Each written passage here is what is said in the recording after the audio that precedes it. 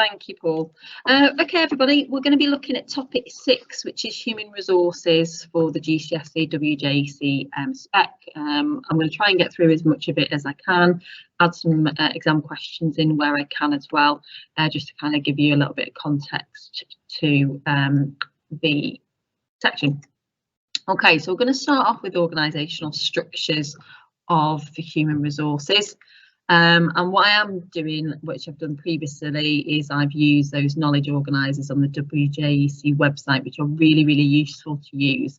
So, you know, if you've got maybe any gaps in your notes from class, or if you've got any anything where you maybe need something more specific, please do check these out. There's pretty much a knowledge organiser for every single section of the business paper, so they're really, really useful. Okay, so organisational structures is sort of how businesses organise their staffing, and if you can see this, there's a chart here at the top, which is a bit like a family tree.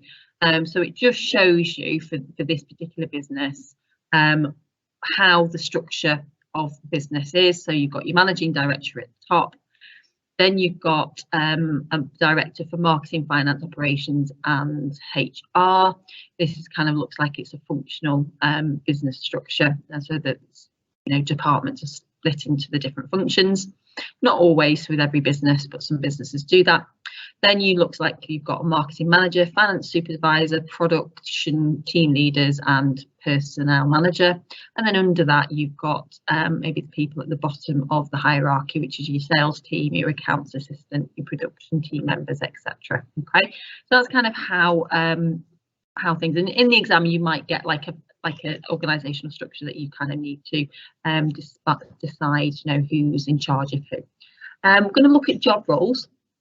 So job roles is basically how people are, so what responsibilities they've got, and the higher up you go, the more responsibility you've got, and maybe the more people that you manage. So you've got leaders, owners and directors. These are the over the overall business goals. They set long-term plans, targets for a business, and they kind of have that vision of where they want the business to go. Then you've got managers, and they work to achieve short and long-term goals that are set by the directors. They will be sort of in charge of the function of the business, marketing, finance, whatever that might be, and what their targets are. They'll be looking at using employees and resources in the best possible ways. You've got your supervisors or team leaders, and this helps managers to achieve their targets, and they report any problems and passing on instructions, and they take simple decisions. You know, might be allocating people jobs and that kind of thing. And then you've got kind of like your operatives, your shop floor workers, which will do the day-to-day sort of running of the business and what needs to be done on a daily business. Sorry, on a day-to-day business. So these job roles will also be different in terms of authority. So top of the hierarchical structure will mean that they've got more authority than people at the bottom. You know, they'll have difference in decision making, they'll have difference in skills and qualities, delegation. The higher up you go, the more work you have that you might have to delegate to your employees and your managers, and paying benefits. So the higher up you go, more responsibility you have, the bigger pay that you'll have. Okay, so when we look at organisational charts, you'll see that a definition is a plan showing the roles of the relationships between all employees and how departments are structured. And you kind of have spans of control, and we'll kind of look at spans of control in a minute. But you've got key terms that you're going to maybe need to know, like layers, levels of hierarchy, and that's how many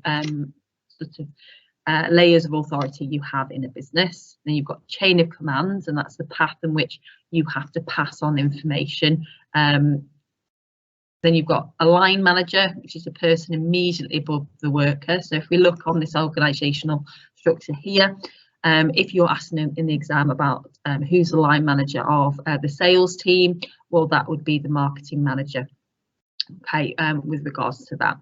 You've then got a subordinate, and that's somebody who's underneath a person and they're sort of in charge of.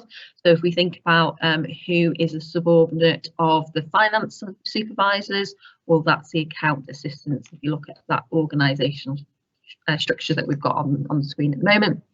Authority is that you've got power and control over somebody in the workplace.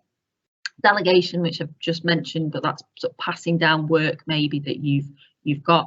Now you've got to be very careful with delegation because you obviously don't want to delegate too much that people below you feel like basically they're doing your job, but also there are, you know, you might want to be giving people responsibility in order to progress their career as well.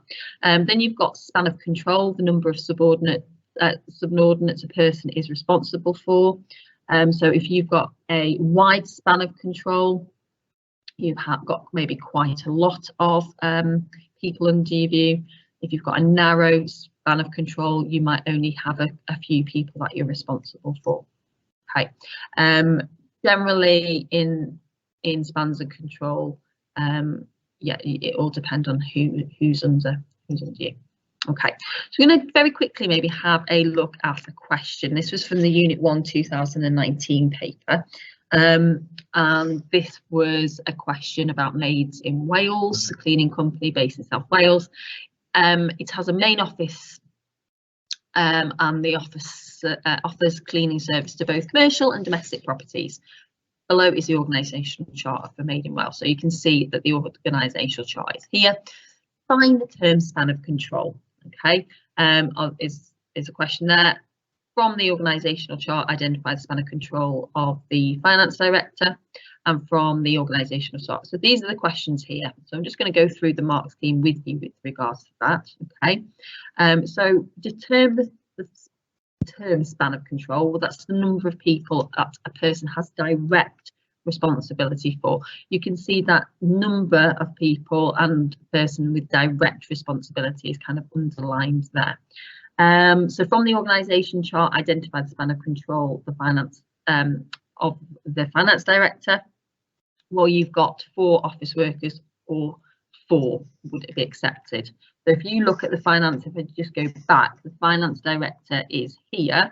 You will notice you've got 4 office workers. You could have put that, or it would have accepted 4 for that. And then from the organisational chart, name which director is responsible for training the workers. So that would be your human resources that is responsible for that. And then explain why an organisational chart like the one opposite is important to a business such as Made in Wales. Okay, now this is important. Look at the marks of the question. It's worth 2 marks. So you really kind of need to expand your answer. So things like words like therefore are good to kind of expand that answer. So you kind of make a point and then say therefore, etc. Okay. So one of the things was that maybe it improves communication. For example, you could give an example, allows them to delegate tasks, therefore can pass to others lower down the hierarchy, allows them to improve control, therefore workers can be managed particularly good with low paid workers, can be used to motivate staff, workers can see promotion opportunities and things like that. So just kind of adding that little bit extra on there. You know, if you just said allows a person to report problems to the right person, 1 mark, but if you said maybe therefore these problems can be dealt with correctly, it kind of then adds on that 2nd mark for you. So if you can try and expand it with the word therefore, that is a really useful thing to do. Okay, then you've got the recruitment process. Okay, so recruitment process, there might be some questions on that. I'm not going to go through because we are starting to. Oh no, it's 6 o'clock actually. We've got until. So definition, working planning. This definition: compare businesses accept future needs for employees with the existing workforce. And you've got recruitment. You know what you're looking for: skills, a candidate, career, employee. You know, there's an interview, there's CVs, etc. Recruitment is to actually find employees, and that's what recruitment means. The steps in the recruitment process you've got, you've got identify a job vacancy, you have to draw up a job description, you have to draw up a person specification, decide whether to recruit internally or externally, advertise the job, receive applications or convitas, letter applications, then you shortlisting, then you have to request references, then you have to interview, you might have some ability testing to do, and then appointment and selection. So it's quite a rigorous process, it's quite a long process, and companies liked, especially ones that keep their staff, like to keep the staff, because recruitment process is quite time consuming, and it costs money to recruit staff, and then you've got training on top of that, which we're going to go on to a little bit later. So we're kind of looking at what retention is. So retention is the proportion of a business workforce that remains with the business over a period of time, usually 1 year. So businesses like to try and retain staff, certainly good businesses like to retain staff, because that costs them less money. And by retaining staff, it means that you're giving them good training, and you people are wanting to stay with your business, and that gives you a good reputation. Reasons why job vacancies arise: it might be an increase in sales, so they need extra people. It might be that people are retiring, so they need to sort of recruit people. It might be the business plans to produce and sell new products, maybe open more stores, could be reasons why. It could also be, and this isn't something that's there, it could be disgruntled staff that aren't happy in their job, and which, if you have a high number of staff turnover, that is quite often the reason why that people aren't happy in the working environment and want to leave and do something else. So, if you find a company that has a lot of staff turnover, that generally tends to be reasons why.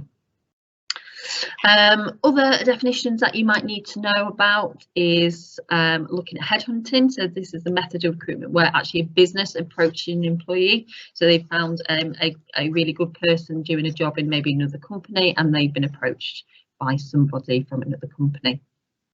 Then you've got things like job description.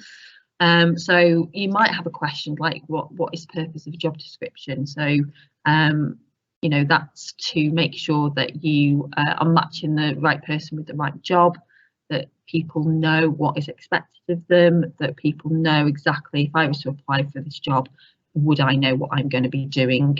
Would I be confident doing it? So there's no surprises. So things that might be in a job description could be your title, whether it's full-time or part-time, what the pay might be, the nature of the work, so day, hours, holiday entitlements, your location, your duties, who you might be kind of reporting to. That word went out of my head. And then any subordinates you might be managing might be in that job description. Then you've got a person specification, and that's basically what qualifications, skills and experience have you got in order, and what do they need for this job, so you can kind of match up your skills with the job description to find out whether you're suitable or not. Then we've got, with regards to this, internal recruitment. Now, internal recruitment takes place within the business, so they recruit within their own business. So it might be a promotion for somebody, for example. Now this is a lot cheaper than advertising and kind of doing it externally. Candidates are familiar with the business, and it's also a good positive for the employees, because they know that there's a progression step that they can go through the business. Limited number of people to select from, however, is a disadvantage, and no new ideas are brought into a business. Okay, so it might be, a question could be, especially a longer answer question, could be something like, such and such business is got a job vacancy, they're looking at recruiting, they advise them of whether they should do internal recruitment or external recruitment, and then what you would need to do is talk about, right, well, internal recruitment, this is the advantage of this, and then the disadvantage. But I'll go through a little bit later about how to actually answer longer answer questions, but that could be a longer answer question potentially. Then you've got advertising the job. Where to advertise it? Well, depending on where the job is, what it is, will depend on where you're going to advertise it. So it could be a local newspaper. If it's a national company, it could be a national newspaper. It could be a magazine, especially if it's a national kind of business or international business. Job centres for more kind of localised sort of jobs. Office notice boards potentially, obviously if they're going to do internal. Business news bulletins, shop windows, the internet. Internet is a big one for jobs, sort of like using sites like Indeed and things like that to find people's to find jobs. Different ways to apply. You've got application form which you would fill out with all your details. You put your, all your sort of educational history, maybe your hobbies, maybe different questions that they have and they want to know from you. Letter of application. So you either tend to have to fill in an application form and a letter of application, or you might have to send in a CV, and that kind of tells them everything that you need to know. So as a teacher, I would need to fill in an application form and a letter of application. I wouldn't send in a CV because they don't kind of want that, but it all depends on the business and the job that you're looking at doing. Ways to make it easier for applicants to apply. Well, make sure you fill it in properly. Make sure you give things like telephone numbers, email addresses. Make sure that it's filled in properly, handwriting and things. If you can type it, then even better with regards to that. Then you've got something called shortlisting. So shortlisting is when you have all your application forms in and you basically then whittle it down to the best 20 to the best 10, depending on who you want to go to the next stage of the actual interview process. Now, the interview process could be just one interview, or it could be it might be to do with sort of testing and seeing what the sort of ability level is, and then it could be interview. It all depends on the company and how they do interview and processing. But shortlisting will basically take those applicants that they've applied and take it down to the smaller to a smaller number. References, and again, with being year 11, you might actually be looking at doing references and having references. But basically, that's kind of somebody vouching that it's generally written. It could be from a past employee, it could be from a past teacher, whatever, but just basically indicates how you are likely to work and how you feel they would be best suited for, whether you feel that they'd be best suited for that job. Okay, so if we look at some exam questions along with this, okay, so this is there's I think a question from a few years ago. So Sound as a Pound is a business in North Wales that sells its products for £1 each. It sells a wide range of products directly to the public, including sweets, toys, household items and beauty products.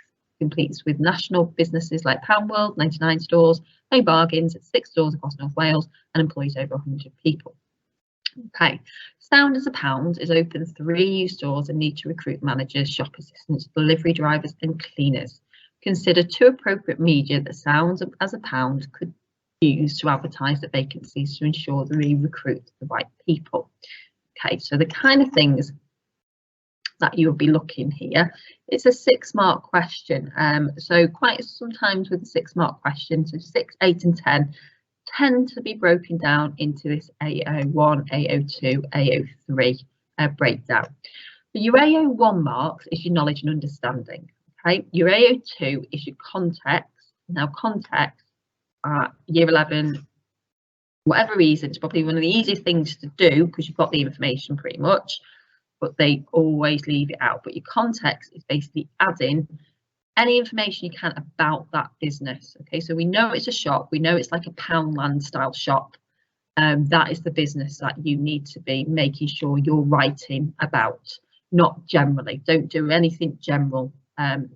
Especially in these longer answer questions.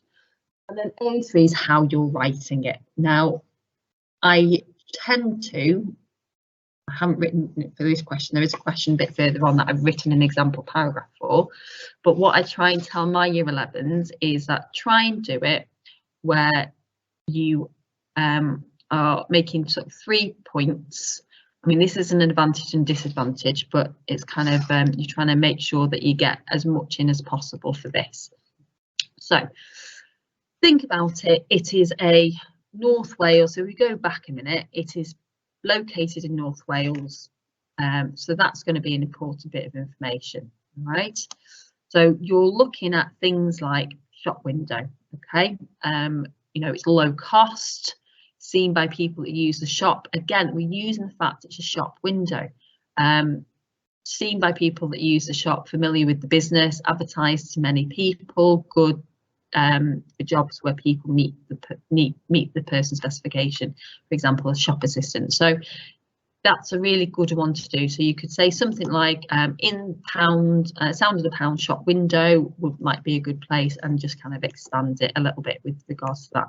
And the fact that you're saying because it's a shop window and adding it, that's going to be your AO2 mark there. Okay, social media is another one. Again, low cost, it's free. Many people are going to use social media. Many people might be familiar with the brand. You can put it maybe on local sites in North Wales, maybe local groups in North Wales. And again, this is your AO2 mark. You're talking about North Wales because it's based in North Wales. So it's making sure that you are putting that in there. The fact it's a shop assistant or delivery drivers, and you can put that. It could be the job centre. So you could talk about the job centre, you could talk about that, why that might be good. And a recruitment agency, again, newspaper. What you could maybe do with this is make sure that you're saying about a local newspaper or newspaper that's specifically sort of North Wales area, because putting it in a national paper wouldn't kind of be anything that is suitable for that. Could be the company website. And again, making sure you're kind of bringing out, you know, sound as a pound, you're kind of putting information about the company, and maybe university notice board, you know, like new universities like Wrexham or Bangor, or, you know, places that have in North Wales, you know, have got universities, would be quite useful to do with regards to that. Okay. Right, that was another one. So with reference to sound of the pound suggests why training new shop assistants is important. Okay, so this is to do with training. So I'm going to leave that one because we haven't done the training section. So if I've got time, I'll come back to that one because training is here, and that should have gone into the next section. I've just realised. Okay, so training. What is training? So basically, it's a range of activity given to employees, job-related skills and knowledge. Okay, so it's making sure that, you know, they're able to do their job, and it might be ongoing training that they need to have as well. So selection, choosing the right employee from amongst those who apply for the job. So in order to do that, you've got to go through the following. You might need to do interviews, okay, where you interview face to face the candidate. It could be through the internet as well, and it could be over the phone, but generally tends to be sort of face-to-face interviews unless there's a distance problem. Aptitude tests is another way. Again, that might coincide with an interview. They might do aptitude tests and then do an interview. So this is like an assessment of your ability of the person to carry out specific duties. And then you've got psychometric tests, which is like multiple choice tests to show an applicant's sort of personality, to see if their personality would sit well within the company. Why is training important? Well, there's loads of different things of why training is important. So new workers, to make sure that they're up to the job, that they're able to be familiar with the environment. You may be upgrading your skills. It might be someone, you know, new technologies that's come in and you need to train on it. It might be the fact that you have had a promotion and you need to upgrade your skills in that particular area. It might be retraining. So it might be maybe that the employees aren't performing and they might need retraining to try and help to support them. It might be the fact that maybe older skills have kind of disappeared and sort of new jobs have kind of come in, so you need new retraining on it. It could be that it's improving motivation, and because training costs money, it's kind of motivating employees to know that the company is really kind of investing in their skills. Health and safety reasons, you know, there's, you know, certain things that companies need to do. So if you're a forklift driver, you know, I think it's every 3 years, whatever, they need to have those that test renewed. So there's lots of things like that, like first aid, you need it retrained after so many years. I think it's 3 years. You need to then go on to another course and have that continuity. It could be improved customer satisfaction. So to improve your employees' performance, maybe they have not been dealing with customers right, and that they need to maybe have a reminder about how to go about that. It could be that sort of reducing costs, so reduce wastage, increase productivity, reduce labour turnover, and then also being competitive. So if you've got a similar company that's offering more training to their staff and they are being better, that could be the reason why. So making sure that you're investing that time into the staff. So there's different things. You've got induction training, which is when you start a new job and kind of you're introduced to the place and how you kind of work. You've got retraining, which maybe you need to retrain in a different area. And then you've got health and safety training there as well. Okay, so other different ways of training that you might be asked to talk about is sort of things like job shadowing. That's where you follow an experienced employee around. Demonstration, so where an experienced employee will demonstrate to other employees how to do something. Could be coaching, which involves experienced employees providing guidance and support to somebody who's maybe not as experienced. Mentoring, which is a training system whereby senior and experienced employee provide a training to a more junior worker. It might be that they mentor through how to do the job.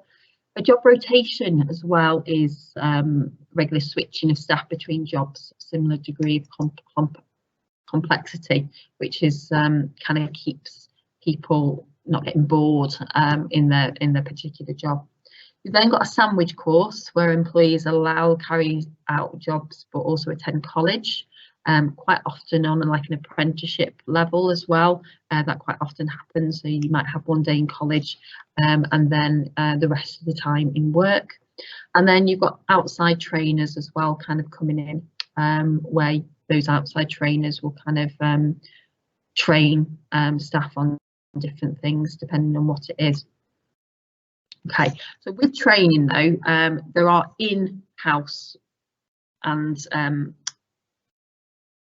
on the job and off the job training. Okay, and on the job are things like your job shadowing, your mentoring, you know, coaching, that sort of thing. Off the job training might be things like sandwich courses where you're going out to college for a day. Outside trainers kind of doing work with you, either coming in for a training session or you go out for a training session. Now this next question is very much, and this is paper 2 question, this is from 2021. It's not on the website, you can't really get this paper. It was released last year, was it last year or the year before, as part of the when you were looking at, we had to do the grades and actually give the grades, and we had to kind of like assess as a teacher assessment. So I haven't seen this paper on the WJC website, but I know I did save this paper. But basically it's about Marriott International and to whether it should be used on the job or off the job training for its workers. Now with paper 2, and I'm going to be doing a big session on paper 2 next week about how to kind of go about going through a paper 2, is the case study. Okay, so you kind of need to try and get as much information from that case study as possible in there. Now what I have done, oh sugar, I meant to finish that off. I thought I had finished that off. So I did, apologies, I don't think that's saved, but things to think about were things like, you know, the fact on the job training, it's cheaper, it's easy to arrange, those sort of things. Off the job training is kind of things like it's quite expensive, as a disadvantage, but it is also really quite well, you know, staff think you're investing in them as an advantage. You're going to get maybe up to date training with them. So apologies about that. I will make sure that that is done when I give the PowerPoint in. Obviously it hasn't saved. So I looked at doing an advantage, a sort of example paragraph for you. Now what I did mean to do, and again I don't think that's saved either, is around this box should have been a big green line. Okay, so this whole paragraph is to do with your AO3, which is your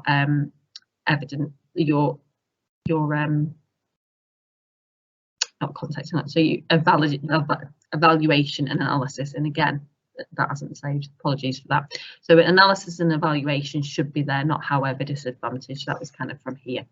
If I just go back, sorry, put me off there. Each paragraph should have, and this is what I try and get my year 11s to do, is like have an advantage, especially if it's like an advise. So if we go back to the question, it's advise the Marriott International as to whether it should use on the job or off the job training for its workers. So ideally for a 10-mark question, you're probably looking around, if you can, around 3 paragraphs and a little bit of a conclusion to say, you know, advise, and this is what you need to advise on.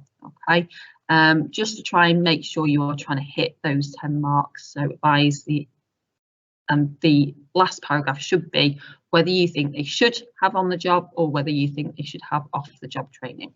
So if I just go on to this bit, so each paragraph I would say needs to have an advantage of on the job or off the job training, context of the business about the fact it's a hotel, it's a Marriott hotel, and what kind of goes on in hotels, and then however and a disadvantage and how you think that disadvantage should, you know, what that disadvantage is. It should really complement, if you can make it so it complements the advantage, and that really tells you that it, you know, it's a good sort of analysis and evaluation. If we look at this, what I've done here for this question, your AO1 mark is actually going to be worth 3 marks, I think, for that. Yeah, normally is.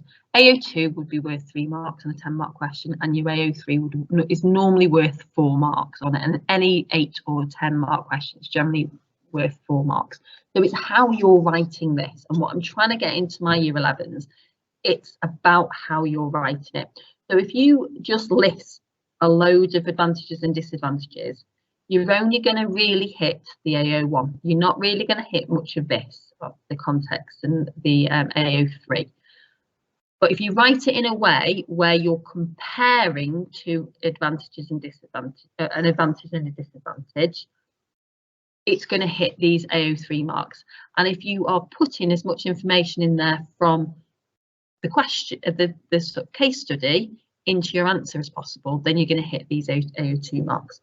A lot of people do really well with the knowledge and understanding, but they miss out on all the other marks. So the AO1 is worth 3, AO2 is worth 3, which gives you 6, and AO4 is worth 4.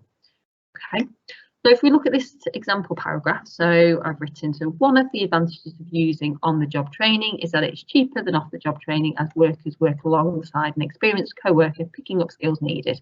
There is no course fees or a need to pay extra workers to cover absence. This means less staff are employed, reducing costs. This is particularly useful in simplistic tasks like serving customers, housekeeping of the hotel, etc. Okay, so brought in that context, the fact it's a hotel and the kind of things they tend to do. However, again, using that AO3 to kind of connect an advantage to a disadvantage. This may not provide in-depth training, as the quality will depend on its skills of other workers. If training is carried out too quickly, then the workers may miss out on key information, leading to lower skills levels and poor service. Sorry about that. Hotels as a service provider rely on the staff to make the difference to customer stay. Low standards of training would lead to poor customer service and therefore complaints and potentially lower guest numbers. Okay, so you're really putting in information about the fact it's a hotel. You could get poor customer service, you could get complaints, etc. Okay, so that's going to be really important there, to sort of add that. So I would say, you know, if you could get another paragraph like that and a conclusion, potentially you could get the 10 marks. Certainly, if you wrote 3 paragraphs and a conclusion, I would hope that that would be enough to kind of get overall 10 marks. But potentially, maybe even if you did do a detailed paragraph, 2 paragraphs like that, and a conclusion to say which one you would advise them to, that might be good enough to kind of get the 10 marks on that. Right, I'm going to quickly kind of go through motivation.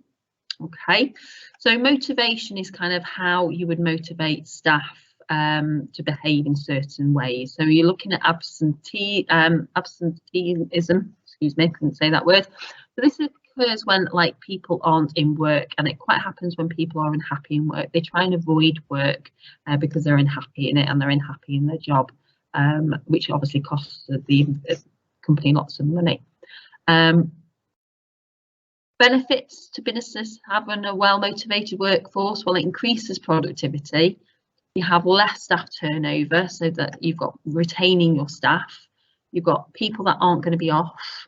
You've got loyal and committed workers. You improve employees and employee relations. You improve quality of products. You've got good customer service, and you improve business reputation. Now you've got financial rewards with that. You've got salaries and wages, time rates, and we'll look at those in a second. So salaries is generally over a year what you would get paid. You've then got wages, generally paid to the shop from the factory floor, and that's kind of maybe on a time rate, so you do so many hours. Time rates is paid based on the number of hours worked. You've got piece rates, and this is generally quite often in the fashion industry, the number of products that you kind of produce. You know, things like overtime, so that's like over your amount of work. So you might, you know, if you say you work 8 hours, but then you're willing to, you know, do 4 hours overtime, it means you get 4 hours extra pay, but at a higher rate. Performance related pay, it means that if you perform better, you'll end up getting a better, you know, rate of pay. You've got bonuses, and this tends to be if you reach targets. Commission is quite often in sales. If you reach so many sales, you would get commission, or if every sale that you make, you would get commission on. So that's why a lot of people don't trust salespeople, because they might be on commission. And then you've got things like profit sharing. So your profit sharing is if your business is doing well, you share your profits with the staff, and they would get a proportion of the profits that would be agreed. And you've also got things like fringe benefits. So fringe benefits are things like, you know, might be staff discount, could be health insurance, things that aren't monetary value, but give a little bit to the employee, that they feel that they're being valued. Non-financial rewards are things like job enlargement. So job enlargement is where you might have do more of the same level of complexity of jobs, actually to give you a bit more sort of responsibility and maybe make your job a bit more varied. You've got job enrichment. This is designed to give you interesting and challenging tasks. Empowerment, what gives the employee greater control of actually what they're doing and what their working lives are going to be on a day-to-day basis. Then you've got things like job rotation, and so job rotation, you change what job you're doing and switch between a similar kind of degree of complexity. And then you've got training, okay, and this is a range of activities given to employees, job-related skills and knowledge. Okay, so different ways that you can raise your performance for workers. So you've got things like higher pay, you've got things like bonuses, longer holidays, maybe a promotion, maybe a job title, things like healthcare, training, better qualifications, any kind of pension scheme that you can kind of put together, ethical policies, and then rewards for maybe wet workers and things like that is also quite useful. Okay, so that's kind of human resources in a nutshell. I know I flew through a few of those there, but that's pretty much where we kind of got up to.